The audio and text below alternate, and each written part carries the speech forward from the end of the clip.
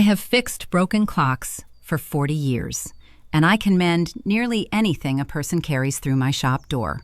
A stopped heirloom, a shattered mainspring, a pocket watch that has not kept time since before I was born.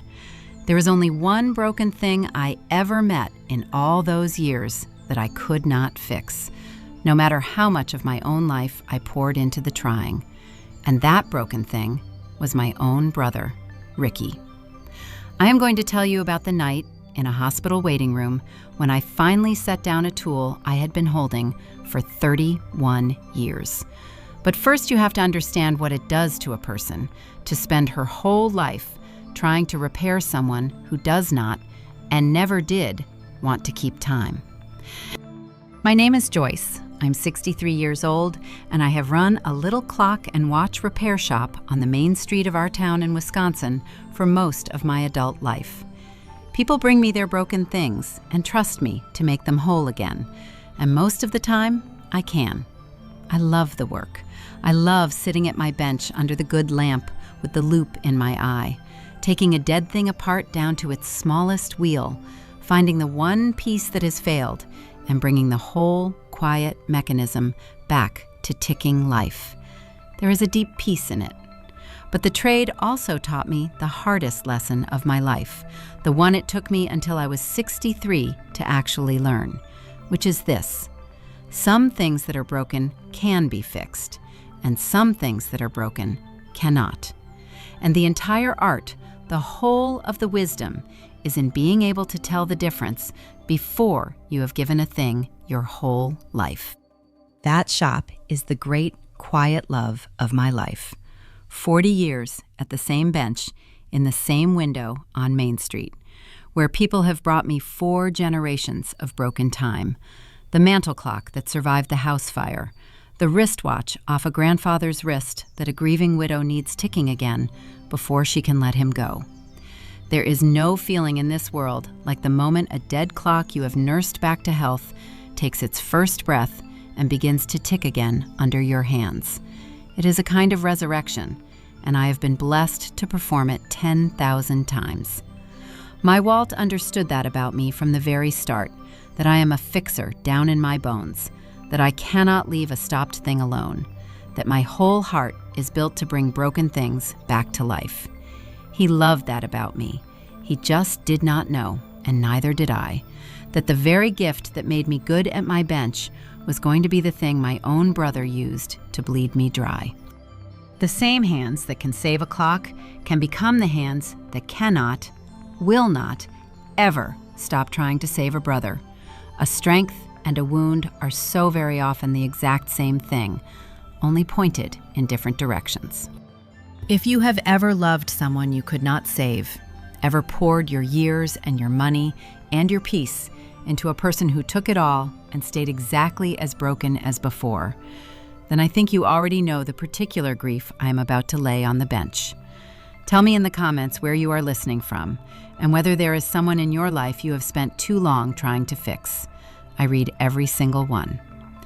There are a great many of us, it turns out, who learn to mend everything in the world except our own need to keep mending.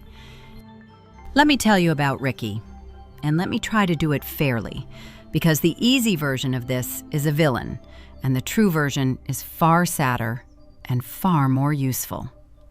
Ricky is my baby brother, 5 years younger, and he was a charmer from the cradle, the kind of boy the whole room turns toward, funny and warm and quick, with a smile that could talk the bark off a tree. I adored him. Everyone adored him. And somewhere very early, it became clear that the rules other people lived by were not going to apply to Ricky. Partly because the world kept letting him off on account of that smile, and partly because something in him was simply never going to do the hard, dull, daily work of carrying his own weight. He was not a cruel boy. He was a boy who learned, before he was 10, that there would always, always be someone to catch him. And for 50 years, that someone was me. I want you to understand the charm, because without it, you will never understand the trap. Ricky could make you feel, for the length of one conversation, like the most important person who ever lived. When we were children and he broke something of mine, he would apologize so beautifully, with such genuine-seeming tears, that I would end up comforting him over the wrong he had done to me. He had that gift his whole life. And our parents, worn out and partial to their golden, late-born boy, let him grow up believing the world owed him a soft landing, and then quietly appointed me the steady older sister, the official provider of that landing. By the time we were grown, the pattern was poured in concrete. Ricky would create the disaster and turn the smile on me, and I would fix it, and afterward he would be so grateful and so loving that the fixing felt almost like being chosen. That is the hook these charming ones set in you, and they set it deep. They make the rescue feel like love. They make you feel needed in a way you mistake for decades for being valued. By the time you understand the difference, you have given them your whole life and called it devotion. It started small, the way these things do. A little money here, a place to stay there, and I gave it gladly, because that is what you do for the brother you love. But it never stopped, and it never stayed small, and it never once changed him. The loans that were never repaid and were never really loans, the jobs that ended in a blaze of his own making, always somebody else's fault. The schemes, oh, the schemes. Each one the sure thing that was finally going to turn it all around, each one needing just a little help from his big sister to get off the ground, each one collapsing and taking my help down with it. The crises, the 3 a.m. phone calls, the time he needed bail, the time he needed rent or he would be on the street, the time and the time and the time. For 31 years, I was the catch at the bottom of every fall my brother chose to take, and I told myself each time that this was the one, this was the bottom, this was the time he would finally turn it around. And he never did, because why would he, when the falling cost him nothing and cost me everything? I could give you 100 of them, but I will give you one. The year I turned 40, I had finally saved enough to do the thing I had dreamed of my whole life: to take Walt to Italy, to see the great old clock towers I had only ever known from books, the astronomical clock in Prague, the centuries-old works I had studied at my bench for 30 years. I had the tickets in a drawer, and 3 weeks before we were to leave, Ricky called in a panic. A business deal gone wrong, a debt to the wrong kind of people. He was so frightened. He had never sounded so frightened in his life. And the sum he needed was, almost to the dollar, the cost of my trip. And I cashed it in. Of course I cashed it in. What is a trip beside a brother in danger? I never saw the clock towers. Walt never said one word about it, but I saw it move across his face. And 2 months later, I learned there had never been any dangerous men at all. There had only been a card table. And Ricky had taken my once-in-a-lifetime dream and lost it in a single night. And when I confronted him, he wept and apologized so beautifully. And somehow by the end, I was the one comforting him. I am 63 years old. I have still never seen those clock towers. That is one story. There were 31 years of them. And it did cost me everything, a piece at a time. So slowly, I did not feel myself going broke in every way a person can go broke. The money, yes. The savings that should have been my retirement poured down a hole that only ever got deeper. But more than money, my marriage to Walt, my good, patient husband, who stood beside me through years of it, watching the woman he loved hand their security to a man who would never say thank you and never change, until even Walt, the kindest man I know, had to go quiet in a certain way to keep from breaking. My peace, my sleep. The shop I built sat second to Ricky's emergencies for 31 years. I was a master at fixing broken things, and I spent my one wild and precious life trying to fix the one thing that did not want to be fixed. and the trying hollowed me out like a clock with all its works removed, still ticking on the outside, empty within. The money was the least of it. In the end, though the money was a fortune, gone, the real cost was quieter and went deeper. It was the slow way I disappeared inside my own life. Every ounce of worry I had went straight to Ricky, so there was none left over for my own joys, my own husband, my own dreams, which I quietly stopped having because a woman bracing for the next 3 a.m. phone call does not let herself want things. Walt and I stopped traveling, stopped planning, stopped reaching toward any future because the future was a thing that could be canceled at a moment's notice by my brother's next emergency. And you learn, after enough cancellations, to simply stop hoping for things you will only have to give away. I became a woman whose entire life was a waiting room for someone else's disasters. And the marriage I had, with a good and loving man, ran for years on a kind of held breath, the two of us loving each other across a distance filled up entirely by Ricky. I did not lose Walt, but I lost years with him I will never get back. Years I spent rescuing a man who never once thought to ask how I was. Here is the chain that held me, and I suspect some of you are wearing the very same one. When our mother was dying, she took my hand, and she made me promise me you will always look after your brother. Joyce, he needs you. He is not strong like you. And I promised. Of course I promised. You do not refuse your dying mother. And that promise became the rope that Ricky and the whole family used to pull me back every single time for 31 years. Whenever I wavered, whenever I dared suggest that maybe Ricky needed to face something himself, there it was. You promised Mama. He is your brother. He is all you have left of her. Family is family. And the whole extended family agreed, because to them, Ricky was the charming hard luck case, and I was the one with means. And it was so much easier for everyone to believe that a good sister simply keeps helping than to look squarely at the truth, which is that some people will take your help straight into their grave and call you cruel for the day you finally stop. I can still see her face when she asked it of me, my mother, gone gray and small in that bed, gripping my hand with the very last of her strength. And I have come to understand something about that promise that took me 3 decades to see. My mother was not being cruel, but she was, in that moment, handing me her own lifelong burden, the burden of Ricky. Like a baton in a relay, she was finally too tired to keep running.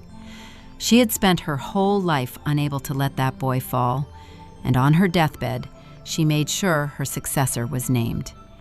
He needs you, she said. He is not strong like you. And do you hear what is buried down inside that? The thing I did not hear for 31 years? She was telling me that because I was the strong one, I was the one who got to be sacrificed. In a family like mine, the weak one gets caught forever, and the strong one gets to spend her whole life doing the catching. I loved my mother with all my heart, but that promise was the heaviest thing anyone ever set into my hands. And it took me until a hospital waiting room to understand that some promises, even the ones made in love to the dying, were never fair to ask in the first place and are not holy to lay down. Because that was the cruelest turn of it. As long as I kept rescuing him, I was the good sister, the saint, and everyone praised me for it.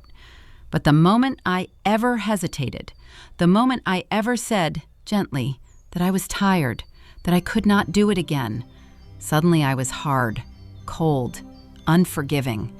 After everything that poor man has been through, and his own sister will not help him, I was trapped in a thing with no exit, where the only way to be seen as a loving sister was to keep pouring myself into a bucket with no bottom. And the day I stopped pouring, I would lose not just my brother, but my whole family's good opinion of me. They had me convinced that my exhaustion was a character flaw, that the most natural thing in the world, a worn-out woman who has given for 31 years and has nothing left to give, was actually a kind of sin. I have thought so much about that trap because I have come to believe it is the engine of the whole thing. The reason so many of us stay stuck for decades. They build you a cage with exactly 2 rooms in it. In the first room, you are the saint, the good sister, praised and beloved for just as long as you keep paying. In the second room, the instant you stop, you are the villain, the cold one, the one who turned her back on her own blood. And there is no third room. There is no room in the blueprint where you are simply a tired human being who has given everything she has and has a right to a life of her own. They erase that room because that is the room where you might walk free. And a person walking free is no use at all to someone who needs catching. So you spend years pacing between saint and villain, never once realizing that the whole house is a lie, that you are always free to walk out the front door and build a life that is neither a halo nor a hole. If you are the strong one in your family, the fixer, the one everyone brings their breakage to, I want to say something to you directly, because nobody ever said it to me, and I needed it for 31 years. Your strength is not a debt. The fact that you are able to carry a thing does not obligate you to carry it forever, or to carry it alone, or to carry it until it crushes the life clean out of you. Being able to save people is a gift, but it comes with a quiet curse, which is that the people around you will let you do it until there is nothing left of you, and call it your nature, and feel no guilt at all because you made it look so easy for so long. You are allowed to be the strong one and still have a limit. You are allowed to set the broken thing down. Your capacity to give was never a permission slip for the whole world to sign. There was a season, 2 years ago, when I nearly gave the last of it. Ricky was in his worst trouble yet. Deep, the kind that does not have a clean fix. And he came to me, with the smile gone soft and pleading now, and he asked me to remortgage the shop. The shop. The one thing that was mine. The bench under the good lamp. The 40 years of my own faithful work. The only thing in my life that Ricky's chaos had not yet swallowed. And God help me, I considered it. I sat at my bench with the papers, and I told myself that he was my brother, that I had promised Mama, that what kind of a sister keeps a building while her brother drowns? And I had the pen in my hand. I was one signature away from feeding my own life's work into the whole. That is how strong the chain is. It will have you signing away the last solid floor under your own feet and thanking the person who asked you to, because you have been taught that your love is only real if it costs you everything. I want you to understand how close I came, because if you are holding a pen over your own last solid floor right now, you need to know that the smartest, most capable woman alive can be brought right to the edge of it. I was not a foolish woman. I ran a business for 40 years. I balanced my own books to the penny. And I sat there with those remortgage papers, and a part of me, the oldest and most beaten down part, had a perfectly reasonable sounding argument for why a good sister signs. It is only a building. He is your flesh and blood. You can rebuild the savings, but you cannot rebuild a brother. Every word of it sounded exactly like love, and every word of it was the chain, handed to me one more time in the voice of virtue. That is the most dangerous thing about a chain you have worn for 31 years. It stops feeling like a chain. It begins to feel like your own conscience. And the most perilous moment of my entire life was not a moment of weakness at all. It was a moment of what felt precisely like goodness, quietly talking me into my own destruction. It was Walt who stopped my hand. My quiet husband came and stood in the doorway of the shop, and he did not yell. Walt has never yelled in his life. He just looked at me with 30 years of love and exhaustion in his face, and he said, "Joyce, if you sign that, you will save him for about 6 months, and you will lose the shop forever, and you will lose me, not because I will leave, but because there will not be enough of you left to come home to. I have watched you give that man everything you have for our whole marriage. I am not asking you to stop loving your brother. I am asking you to start loving yourself even half as much." And he turned and left me alone with the papers, and I looked down at my own hands, my repairman's hands, the hands that had fixed 10,000 broken things, and for the first time in 31 years, I asked myself the question I had never once allowed. "Joyce, in all these years of fixing him, has he gotten one single bit less broken?" And the answer, the terrible, freeing answer, was no, not one bit. I had been working on a mechanism that was not broken in a way my tools could reach. I sat alone with that question for a long time, my repairman's hands flat on the cold papers. Has he gotten one single bit less broken in 31 years and a fortune and a marriage's worth of worry? Had any of my endless fixing actually fixed a thing? And I made myself do what I do at the bench, the honest assessment. No sentiment in it, just the mechanism laid bare in front of me. And the truth was that for 31 years, I had been the only thing making a non-functioning clock appear to run. Take my hands away, and it stopped. Every time. Instantly. Because there was nothing inside it that I had ever truly repaired. I had not been fixing Ricky at all. I had been holding the hands of a broken clock in place with my own 2 fingers and calling it keeping time. And the moment I finally understood that, something in me that had been wound far too tight for far too many years, quietly, mercifully, let go. I did not sign the papers, and the not signing nearly killed me, because Ricky did go down, that time, hard, the way I had always been terrified he would if I ever let go. And the call came, as I knew it would, in the middle of the night, that he was in the hospital, and I drove there in the dark with my heart in my throat, certain that this was the proof that I was the monster they had always warned I would become if I ever stopped, certain I had let my brother die. That drive to the hospital was the longest of my life. Every mile, the voice. This is what you did. This is what your cruelty bought. You let go, and look what happened. I had been threatened with this exact nightmare for 31 years. The idea that the only thing standing between Ricky and ruin was me.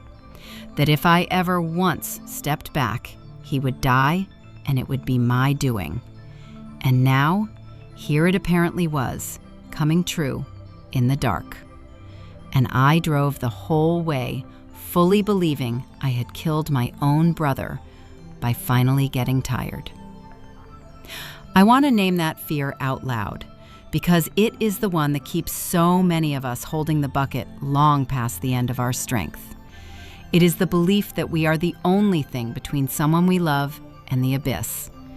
It is the most flattering lie that despair ever whispers to you, and it is the most imprisoning. Because as long as you believe you are someone's only floor, you can never, ever allow yourself to stop being the floor. And he had not died. He was going to be all right, this time. And in that hospital waiting room at 4 a.m, I found the whole family already gathered, the aunts and the cousins, and the moment I walked in, I felt it land on me, the old familiar weight, the looks. Because word had gotten around that I had refused him the money, and now look, now this. And one of my aunts stood up and came at me with it, right there in the waiting room. How could you? Your own brother. You have the means. You turned your back. This is on you. And the whole room turned to me, the way the whole room always turned to me, waiting for me to fold, to weep, to promise to fix it, to pick the tool back up. And I did not pick it up. Instead, standing in that waiting room at 4 a.m, 63 years old and emptied out to the very bottom. I finally said the true thing out loud, the thing I had swallowed for 31 years. I said, I have rescued Ricky from the bottom of his own choices more times than anyone in this room will ever know. Because I never told you. Because I protected his name and your good opinion of him the whole time. I have given him my savings and my sleep and very nearly my marriage and almost my shop. I love my brother. I will love him until the day I die, but I cannot fix him because he has never once, in 50 years, wanted to be fixed. And I am done setting myself on fire to keep him warm. If you think that makes me cruel, then you have never once been the one holding the bucket. The drowning man's family always blames the only one who got tired of swimming. My voice did not shake when I said it. That surprised me most of all. For 31 years, I had been too afraid to say 1/10 of it, and now that I finally had nothing left to lose, the words came out level and clear, the way the truth does once you have stopped being afraid of what it will cost. I was not cruel. I did not raise my voice. I simply, for the first time in my whole life, declined to be the only adult in that family held responsible for another grown adult's choices. I had spent 5 decades letting them all believe a story, the story of poor, charming Ricky and his bottomless sister. And in one quiet minute in a waiting room, I set the true story down on the table where every one of them could finally see it. And whatever it cost me with those aunts, and it did cost me, I got something back in that minute that I had not held since I was a girl. My own voice, used for myself. At long last. The room went silent. And I paid for those words right there, on the spot, the way you do when you finally tell a long-protected truth. 2 of them would not look at me. My aunt called me hard and walked out. I had broken the unspoken family law, which was that I would carry Ricky forever and never once say out loud what it cost. But here is what I have learned about paying for the truth. It is the only purchase you will never regret.